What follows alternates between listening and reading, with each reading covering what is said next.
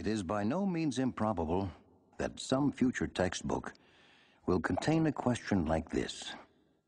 What historical American of the 19th century has exerted the most powerful influence upon the destinies of his countrymen?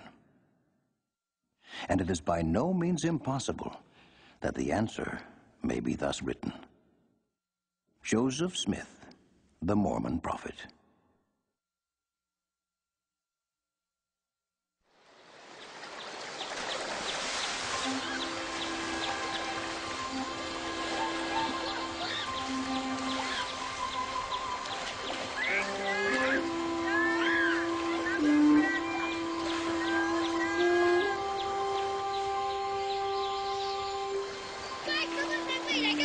Joseph was my third son.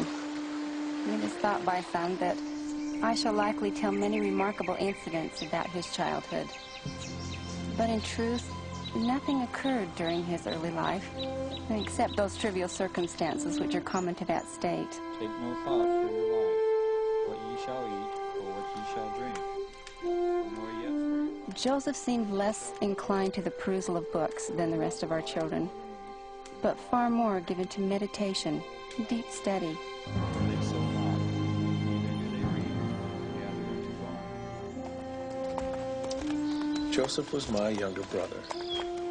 When he was about 14 years old, a great religious revival took place in the region where we lived.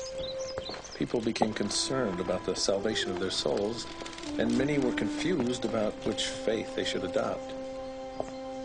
Joseph was also concerned about religion. He read the Bible often, looking for direction. If any of you lack wisdom, let him ask of God, that giveth to all men liberally, and upbraideth not, and it shall be given him. But let him ask in faith, nothing wavering. Joseph.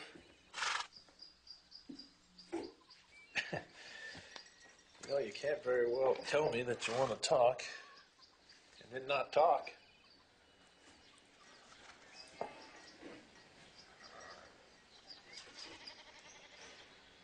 I got up early in the morning yesterday,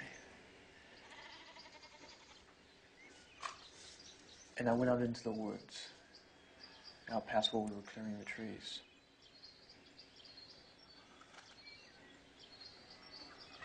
I went in wondering what I should do about religion. Joseph told me that as he prayed, he saw a pillar of light above his head. It was brighter than the sun. And when the light rested on him, he saw two personages. One of them called him by name and pointed to the other, saying, "This is my beloved son. Hear him."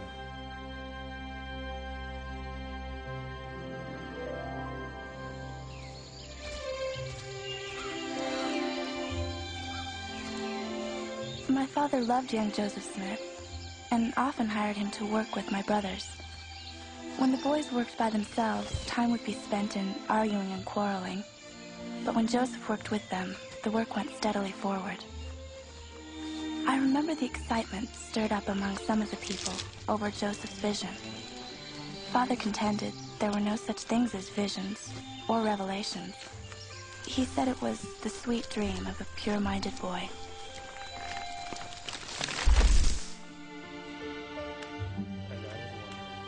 Our family first met Joseph Smith in 1826.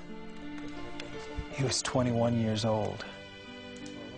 We were very deeply impressed with the truthfulness of his statements concerning an ancient book of Scripture, which had been shown him by an angel of the Lord. While I was there,